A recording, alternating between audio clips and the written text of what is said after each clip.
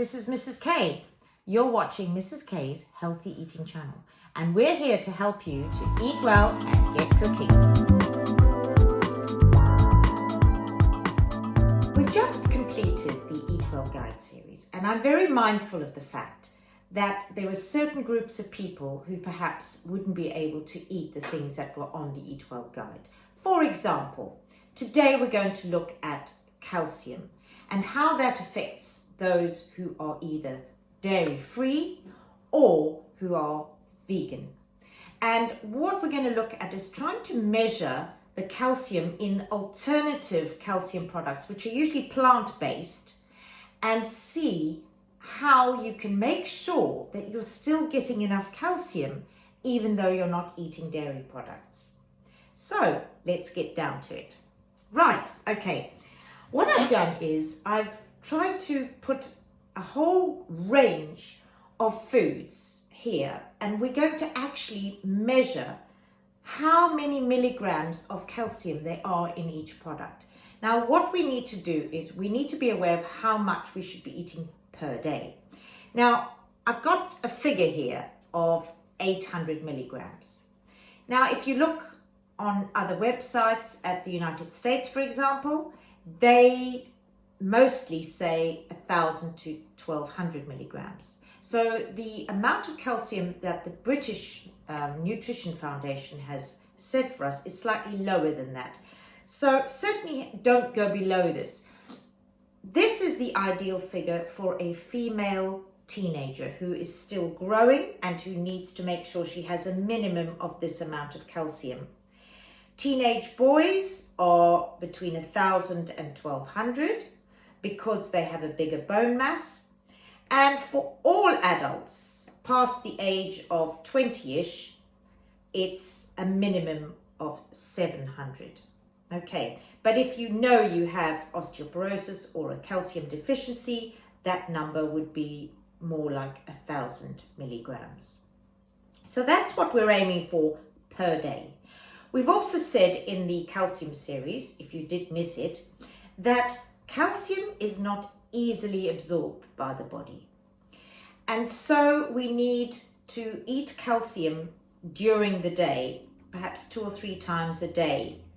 And also we have to pair calcium with a very vital ingredient, and that is vitamin D.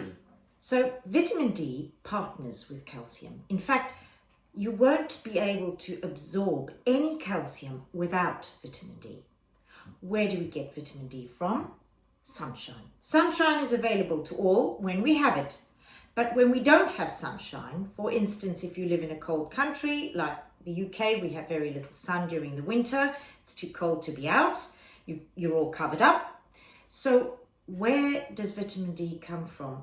That is harder for a vegan because a lot of our vitamin D is in animal products. For example, egg yolks have vitamin D.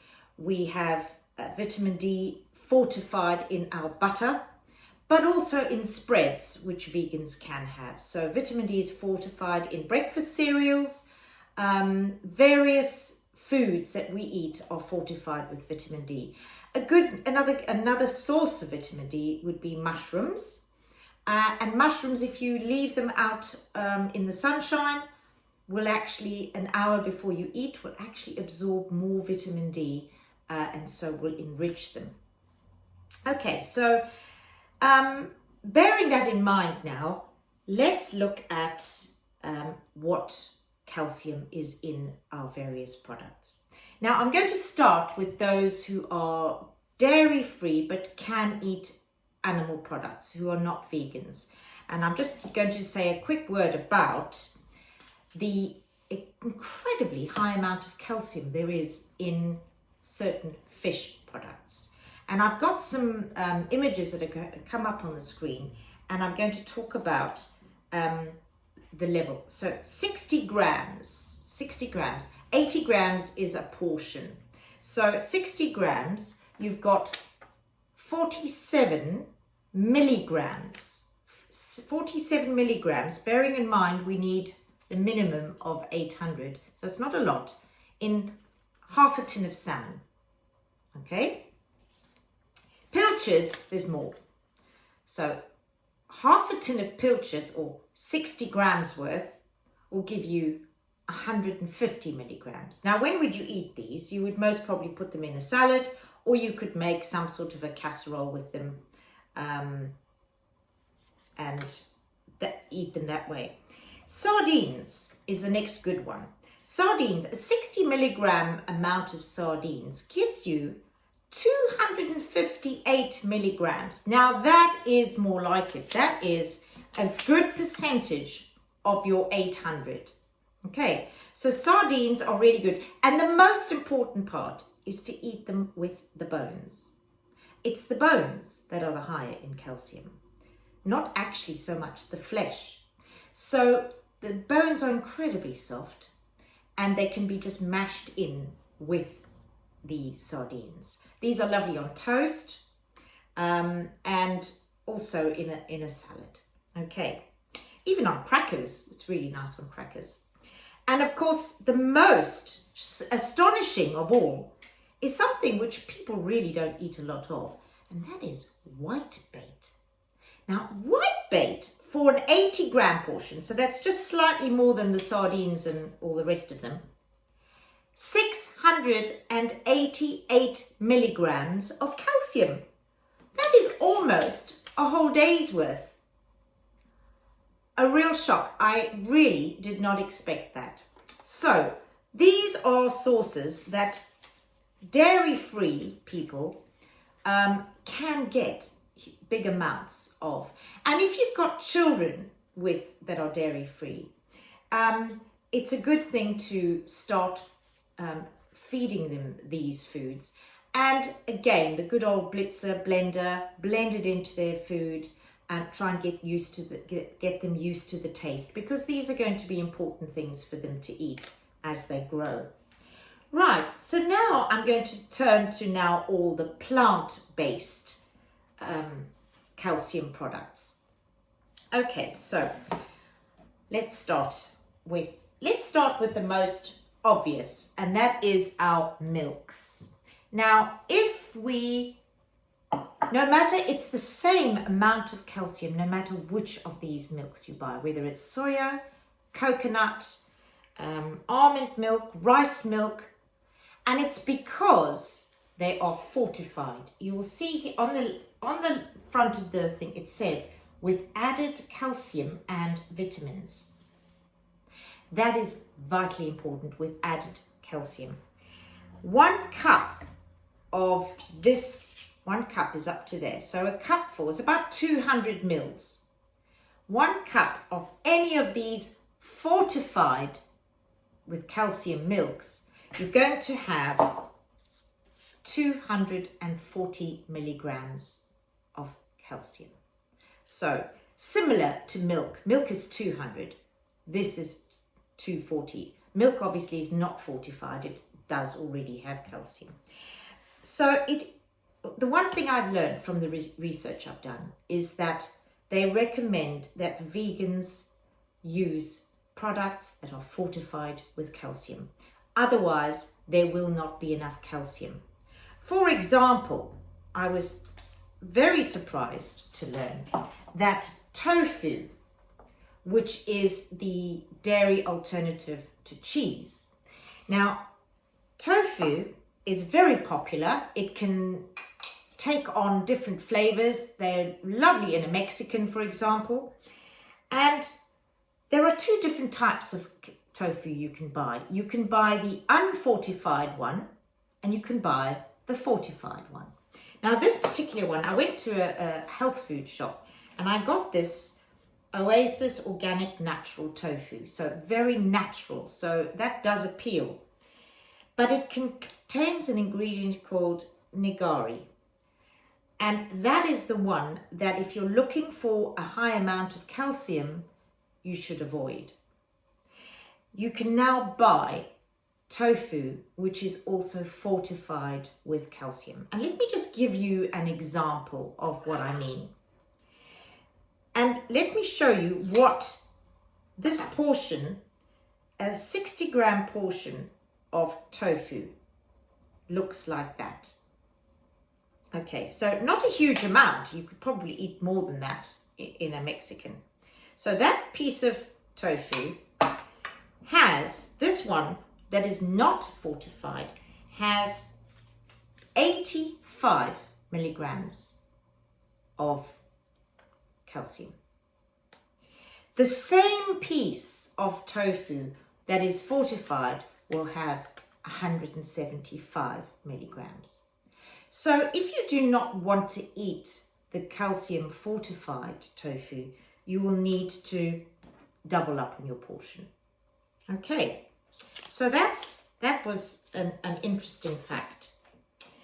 Let's look at bread. Now, bread contains some calcium. As I said before in session 2 of the carbohydrates, that white bread has calcium fortified in it because a lot of children eat white bread. So it is fortified, and a thick slice of white bread contains 50 milligrams of calcium. A thick slice, and I've got 2 thin ones that I've put together, a thick slice of wholemeal bread will actually have its own natural calcium. It's not fortified, but it has 25 milligrams of calcium. The thing is that wholemeal bread provides so many other important things like fiber. So it is better to eat, better to have a piece of brown wholemeal bread and a piece of cheese than to have a piece of white bread on its own. And of course, we get the vitamin D partnering with that calcium when we put spreads or butter on it. Now, chapati, a nice Indian chapati, which is brilliant for making wraps, all sorts of things you can put in wraps, salad or hummus or a vegetable, tofu, Mexican. And this has 40 milligrams. So you'd need to, it's obvious these figures are low. And so you're going to have to mix and match. So, 40 milligrams out of 800, you're going to have to eat a lot of chapatis to get to that. So what you need to be mindful of is, if you are eating vegan products, is to make sure that you combine as many things as possible. So to have a chapati with hummus and then some pak chua, the Chinese cabbage, cut raw in it. We'll look at that in a sec. But put as many high calcium foods as you can in these so that it all adds up, because you're going to have to eat 800 milligrams per day. And unfortunately, with vegans, it is a known fact that more vegans suffer from fractures than non-vegans. And of course, there is the whole debate about dairy products and how much calcium they actually provide. But there is not the evidence to show that dairy products and cow's milk, for example, are not providing enough calcium. Anyway, that's not our concern today. Let's carry on looking at how much calcium there is in these plant-based products. So we've looked at a few. Let's carry on. What about chickpeas? Now, chickpeas are amazing. There's the dried ones that you can soak overnight, or you can buy canned chickpeas. And actually, I've been soaking chickpeas overnight. These chickpeas have trebled in size. Just literally put them, it's no trouble. You just put them in a bowl of cold water and leave them overnight, because later on we're going to do a practical session and we're going to make falafels. And for falafels, they advise not to use the canned ones. But the canned chickpeas are wonderful for making hummus. And hummus is such an easy product to make, and it does contain calcium. So chickpeas, how much calcium do chickpeas contain? Well, actually, 1 tablespoon of chickpeas. Now, that's not a lot. I mean, there's a lot of chickpeas in here. You're going to eat more than a tablespoon. Actually provides a decent amount, 56 milligrams of calcium. So you have half a tin and you're eating an awful lot, quite a good, at least 200 to 300 you could be eating if you ate half a tin of chickpeas. You could, that's a good source. So anything made with chickpeas is going to have a good calcium content, which is why I've chosen today, we're going to make falafels, which are made from chickpeas. Okay, now what about the other amazing product, which is sesame seeds. Now, sesame seeds, 1 tablespoon of sesame seeds gives us 80 milligrams. So sesame seeds, you can sprinkle on your salads. You can, when you're making things like flapjacks, any sort of muesli bar or anything like that, put in some sesame seeds. You can add it to your baking, you can add it to salads, you can add it to stews, all sorts of things. And the amazing thing is, we're also going to make today some tahini paste. Now, tahini paste is what they use to make hummus. And hummus, of course, is the easiest, peasiest thing you've ever made. We all buy it, and yet all we need is a tin of chickpeas, some lemon juice, and some tahini paste. Now, you can buy the tahini paste, which is basically just ground sesame seeds with oil. That's it. So we're actually going to do that later on with our practical, because we're going to make a tahini sauce. Now, just look at this.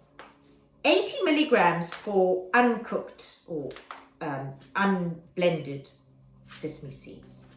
If you ground this into tahini paste, 1 teaspoon of tahini paste contains 130 milligrams of calcium. So really, if you are vegan, you need to take chickpeas and sesame seeds seriously. Okay, so we're going to make, when we do our falafels, we're going to make our falafels and we're going to make some tahini, because tahini is not just something you can use in a hummus, but it could be a dip. It could be used as a dressing over your salads or over your falafels. So we're going to make a really good high protein snack or lunch. Falafels are great for putting in sandwiches and things. Okay, let's go on. So, chia seeds, another really good one. Now, chia seeds, again, so easy, same as sesame seeds. Put them in your baking. When I made flapjacks on the sugar session, I put chia seeds in my flapjacks. So, a heaped tablespoon, so you can see this, I couldn't even get it all on. A heaped tablespoon of chia seeds will give you 60 milligrams of calcium. So lower than sesame, but still a really good source of calcium. Now, when we get to dried fruit, so there are certain dried fruits which contain calcium, but not a lot. For example, although great for a tea time snack, just 4 apricots will contain 23 milligrams. So it's about having little bits of calcium that all add up together. It all adds up to get to your big total of 800 a day. And these are ideal if you're feeling hungry, grab some apricots. Okay. And amazingly, even currants, even the raisins, currants, all those, the currants are better. They have 23 milligrams per tablespoon. So that's just a little handful. So for children's snacks or for snack time, some raisins, currants, and some nuts. If you're a child or if you're not allergic to nuts. It would be a brilliant source of protein and some calcium. Right, okay. What about green vegetables? Now, I always learned as a child that spinach was high in calcium. And it is. But unfortunately, the body can't absorb the calcium in spinach. It is high in oxalates, and that means it makes it too difficult for the body to absorb. And a lot of the green leafy vegetables, some of them that we eat, are actually, yes, high in calcium, but not easily absorbed. And that's the biggest problem for relying on plants to absorb calcium. Apparently, the body finds it far more difficult to absorb the calcium from any vegetable, any green leafy vegetable. But there are some, right, 2 spears of broccoli. So we've got 2 spears of broccoli here. Those 2 would provide you with 50 milligrams of calcium. And as we've said before in the other Eat Well series, broccoli is an amazing food. It literally is a superfood. Now, what about this? This is called a Chinese cabbage or pak chua. And this is actually the vegetable, the green leafy vegetable. In fact, it's not so green because inside is white. This contains the most readily absorbed calcium and the highest out of all the vegetables. So this one cabbage here is about 100 grams. And that cabbage provides 100 milligrams. Now, you can eat this raw in your salad. In fact, there's slightly more calcium when you eat it raw than if you cook it. Although calcium is not like vitamin C and vitamin B. It doesn't leach into the water, but it is better, always better, if you eat raw food. And if you cut this up, get rid of some of the green and cut it up.